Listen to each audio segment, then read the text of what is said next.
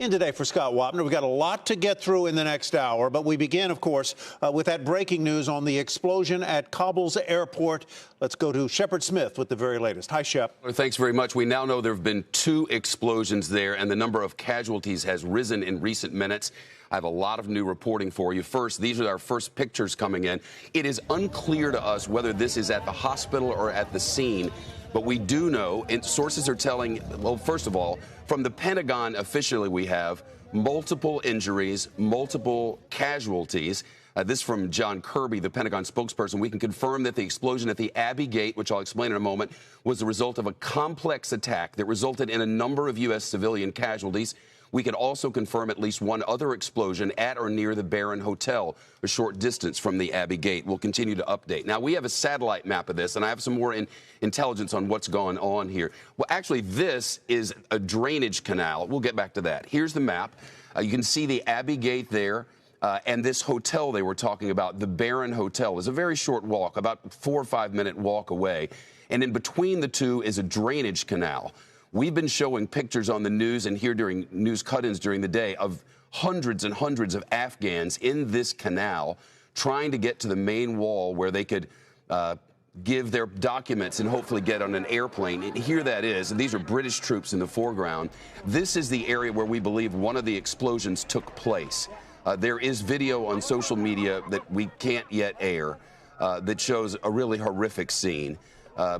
Taliban officials tell NBC News at least 13 people have been killed. Officials at the Kabul hospital tell us there are at least 60 people wounded. So who are they? The Pentagon confirms U.S. troops are casualties. Whether that means killed or wounded, we don't yet know. There hasn't been an official briefing. We also know that civilians have been killed, including children, we're told. Children are among the casualties. Remember, there had been a warning for the last couple of days of a threat stream specifically for this gate. And they had sent out warnings about this. The most urgent one came last night about 7:30 Eastern time, when the U.S. Embassy in Kabul warned all Americans to clear away from that gate and not come back, warned all Americans not to come to this gate because they had actionable intelligence that a terror attack may be coming. And at the time, the belief was that ISIS-K was planning this attack. ISIS-K is a splinter group from ISIS. Many of their members had been in prison in Kabul. But, of course, the Taliban emptied the prisons. And when they did so, they let Taliban prisoners out and alongside them ISIS-K prisoners.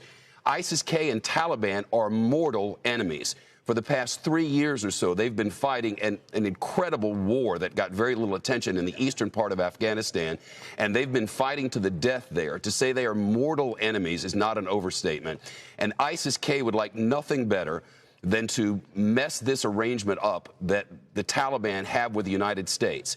We can't confirm that this is ISIS-K, but every source seems to believe it's ISIS-K, and if so, we have an enormous diplomatic challenge ahead now. Think of the reality of this situation. The United States now relies on the Taliban for security because the Taliban are the governing authority in Afghanistan. The Taliban security cordon has broken down. Between that gate and that hotel is that drainage canal. It's widely believed that was a place that might be targeted. Americans had gotten away, but Afghans had not. So today there were, we believe, 2 explosions. One, a suicide explosion. We don't know the details of the other. The long and short of it now, the Pentagon and the White House are scrambling. Briefings that were scheduled have been delayed or canceled in the case of a COVID briefing. And there are many questions now about how our relationship with the Taliban will move forward. The United States had entered into this security relationship saying, Taliban, if you can provide security at our gate and help us facilitate our evacuation from Afghanistan, we'll have no problems and we'll be out by August 31st. But it was conditional. Now that security has broken down. The United States does not have forward operating capacity in Afghanistan. We don't have the troops to go out and secure the perimeter. That was up to the Taliban. That security perimeter has now failed in a catastrophic way. We're waiting to hear from the Pentagon about how they'll move forward militarily. These pictures right here are from shortly after the attack when a Chinook helicopter took off. Could they have been evacuating people who were badly injured? They could have. But I can tell you this, on base there, they have a working hospital, 4 ICU beds, 4 operating rooms, what is essentially a hospital in miniature form, with some of the best doctors in all the military to work there. They can handle small events. This was not a small event. This is a mass casualty event. So now they have to treat the wounded, notify the dead, figure out a game plan going forward. But diplomatically, there's an even greater challenge. If the security of the evacuation cannot be guaranteed, whether the evacuation itself can continue is reporting for another moment. Americans cannot now enter the Kabul airport. Everyone else has been told to stay away from the Kabul airport. There's serious concerns about a follow-on terrorist attack. This was clearly a coordinated attack, 2 different bombs. Now there is the concern, as there always is, of a follow-up attack that could hurt the medics or any evacuation people who have come in there. And moving forward, how do you conduct an airlift out when there is no route to get in?